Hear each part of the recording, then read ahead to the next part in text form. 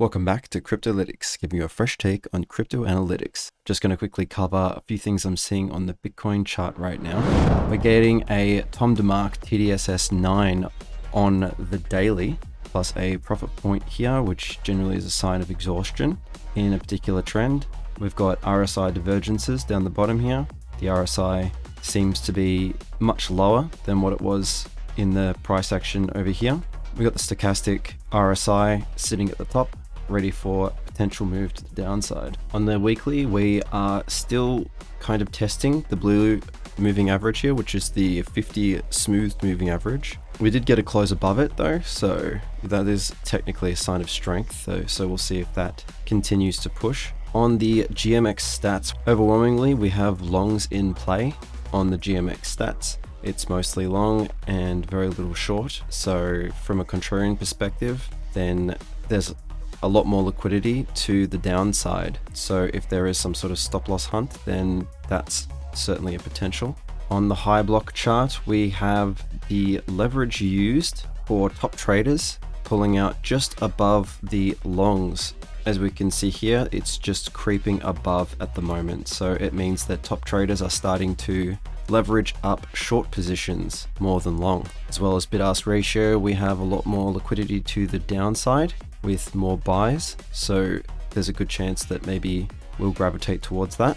Finally, we have the fear and greed hitting 66, which is quite high on the greed, and we haven't seen it this high since November in 2021, which puts things into perspective. And as I'm sure you're all well aware, that this is used as a contrarian indicator, and when it's super high, generally that is quite bearish. When it's super low, generally that's quite bullish. So at least from the fear and greed perspective, there is a good chance that there are going to be more traders in long positions because of this greed being so high. Another thing I'm noticing on the Agritrade chart is what looks like distribution. So the cumulative volume delta is indicating that we're getting a divergence here where price is going up, however the CBD is going down. It's very, very low right now, which generally is a sign of distribution.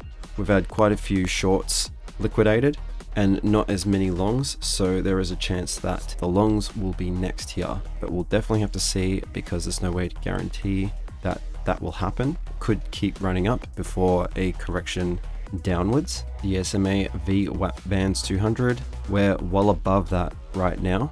And this particular band has been pretty well respected as resistance in the past. So we can see this is the top of the band right here, and it was acted as support right here back in March when we had that dip. But this distribution, to be honest, doesn't look the best to me, but we'll have to see if we just keep going up, because that is certainly potential. We also just had a $5 million sell on Bitcoin, which is pretty crazy, as you can see here. Also, it's worth noting that the summer dip in 2021, we are literally contesting with those levels right now, and there will be pretty major resist. So if we can break out above that, then that's very impressive. But for now, that's going to be a pretty major resistance. So we'll have to see if we can push above that and head to the 30K region. But there is a decent chance that we'll get a pullback around here, but we'll definitely have to see. But coming back here again, the TDSS 9 has given us some pretty good signals of late, with a great buy here, matching up with the buy signal on the stochastic. Once again, matching up with the buy on the stochastic right here. So we have stochastic at the top, merging together, RSI divergence, TDSS 9 sell. Seems most of the big YouTubers are overly bullish right now, calling for 30K plus and even 1 million, which I did a tweet about this. I don't think that's necessarily possible. I understand the main point behind the narrative on this one is that US is about to go through a massive amount of inflation. However, if you have a look here with regards to the Bollinger $1 million price target in 90 days, well, Bitcoin's current market cap is 528 billion roughly.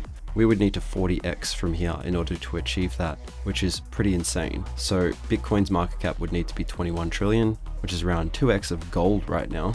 And with Operation Choke Point in play, with banks in America cutting off on and off ramps to fiat for investors in America, it's going to be very difficult for that to be achieved. One thing worth noting is the open interest. Max pain for options on the Deribit metrics is 24,000 at the moment. Now, the chances of going back to 24,000 by Friday probably might be a little bit slim. I don't think the pullback would be that aggressive, but generally speaking, we do often get price gravitating towards that max pain price, but it doesn't always play out. Something definitely worth considering though. Calls on options will be mostly out of the money around the $29,000 level, so that would probably be some sort of resistance, I would assume, based on that fact alone, as big traders try to push price down to prevent the calls from expiring in the money.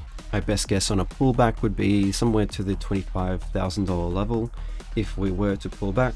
If we were not, and to continue going from here, then I guess my best guess is that we'd probably head to somewhere on the $30,000 level, which is the next psychological resistance, or even potentially about 33,000 if we can push up there. But it seems feasible to either track sideways here or get some sort of pullback. If you found this video helpful, if you did, please remember to give the video a like and subscribe if you like this content. Hopefully you learned something. Hopefully this was helpful, and I will see you on the next one. Keep safe out there. This is Cryptolytics signing out. Have a good one.